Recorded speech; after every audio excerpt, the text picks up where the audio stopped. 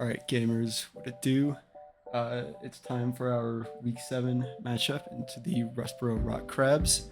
Our opponent's team is on the screen here. Sneasler, Clefable, Tinkaton, Toadscroll, Skeledirge, Inteleon, which is Terra Ice, Terra Ground, I believe, Sableye, Breloom, Honchkrow, the Dunsparce, Cloth, and Orthworm, which is Terra Fighting, Terra, I don't know, some other made-up type. So that's our opponent's team this week. This is week 7.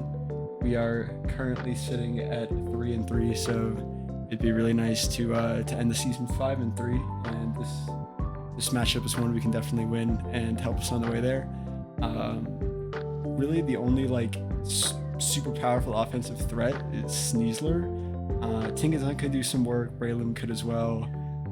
If our opponent gets a million crits with Super Luck Skillplans Honchkrow like they have in the past, that could also be an issue. Or the same thing with Sniper and Inteleon, I guess.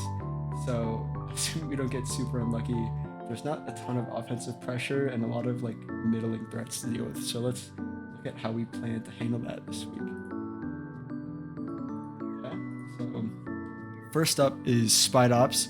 There's not a lot of great removal options in the team besides Toadscroll, and we also need to make sure we bring this Mon at least sometime to be considered eligible for playoffs, since every Mon, or at least 10 Mons on our roster, have to get brought, so I figured this is the week for webs.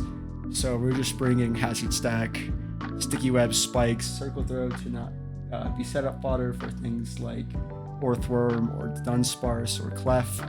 Brick Break for screens, because our opponent likes to bring screens Tinkaton a lot, which is really interesting. Focus Sash, we just don't get one shot in lead, and hopefully we can just rock out with this set and see how it goes. Next up is Spectrier, who outspeeds, everything but an unburdened Sneasler who we're never going to catch. So we are running enough speed to outspeed unboosted Sneasler with everything else in Spatak and a bit of HP. A spell tag to maximize our Shadow Ball damage. There's not really a ton of great switch-ins besides Honchkrow and the Dunsparce, obviously. So we have Draining Kiss and Psychic for those guys, and Substitute for subbing on Honchkrow Sucker Punches, and we should be able to get off KOs with Draining Kiss if we can outplay Sucker Punches. Up next is our Blastoise with an Assault Vest to help us handle all sorts of Inteleon threats. We have Rapid Spin, Ice Beam, Surf, and Aura Sphere for Terra Ice Inteleons. That's what our Spatak is for. Our HP and Spatak mean we don't get 3-hit KO'd by Specs.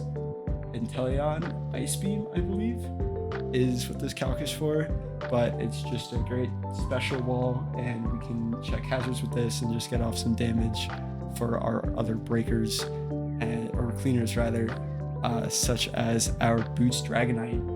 So if hazards go up and we can't remove with Blastoise, we do have Boots here to keep our multi-scale. Dragon Dance, E-Speed, Fire Punch, Earthquake.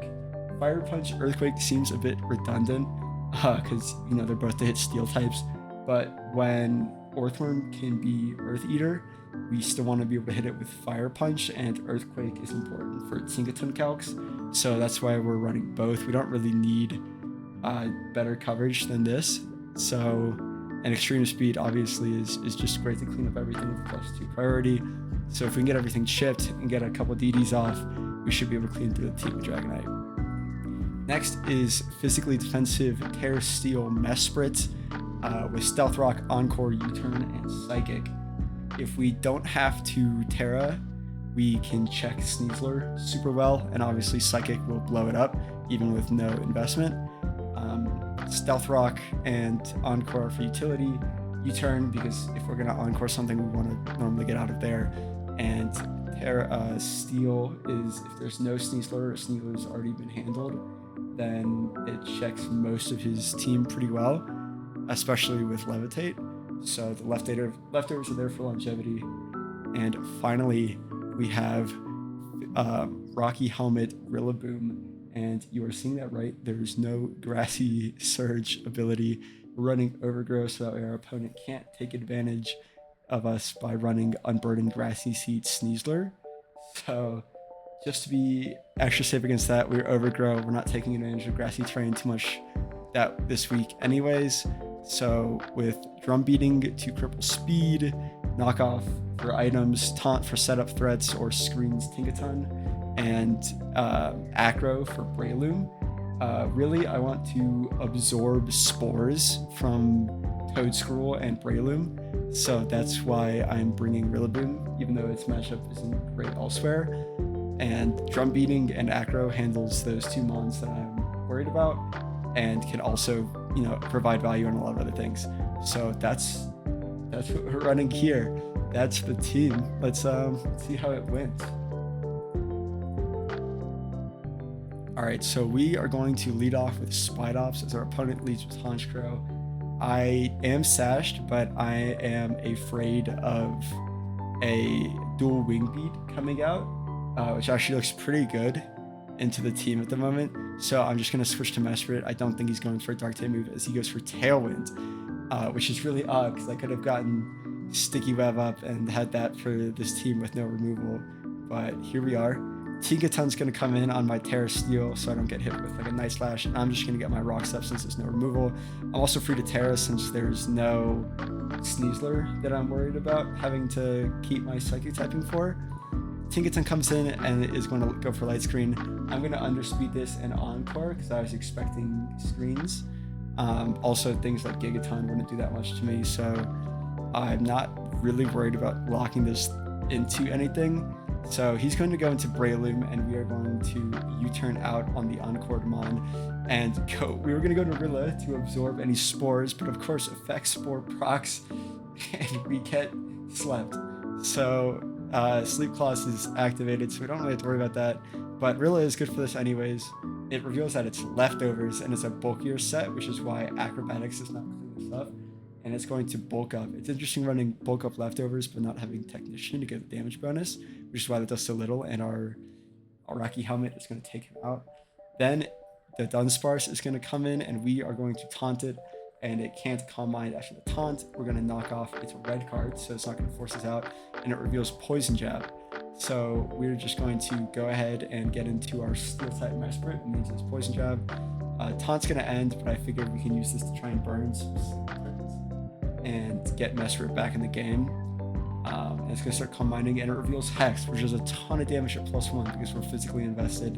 And at this point, I figured, well, if he's just going to blow us up, we can get out of here anyways. It's not a big deal at +1, but he doesn't, and I am going to wake up and Encore him into the Greedy Calm Mind. So that's really good for me because Mesprit finally wakes up and get a lot of leftover recovery. We're just going to U-turn into Rillaboom, and he's stuck in Calm Mind. Drum Beating always kills from here. It slows whatever wants to come in, so it's a great click. Teleon comes in, and we're just going to go straight into our Blastoise always. It's going to Ice Shard crit for 12%, which is nothing. And I figure he's not staying in, so I'm just going to surf for neutral damage. Tinkaton, I'm going to go into Rillaboom to try and taunt on the second screen going up, but Tinkaton is going to Steel Beam, kill our Rillaboom, and really hurt itself in the process, which means Spectrier comes in for a free revenge kill. He's going to go to Clefable, which takes Rock, so it's not Magic Guard, and takes 48 from Shadow Ball thanks to our spell tag. So this is not a switch-in, and he's just going to let it go down and give our Spectrier a boost. And then Honchkrow comes in. We're going to substitute, expecting Sucker Punch. We're just going to go for Night Slash, and I don't think it's going to be Scarf Tailwind, so I'm just going to go for Draining Kiss. I figured he would have suckered if he had it. And we get to pick up the kill with Spectrier, and at this point, you know, it's GG. Spectrier is at +2. There's nothing you can do. So Spectrier is just gonna go ahead and sweep through the rest of the team here, pick up 4 for itself, and we are looking 4-3 headed into the final week of the regular season. Looking pretty good for playoffs, but I'm still looking to secure this next win to secure it. So thanks for watching. Bye-bye.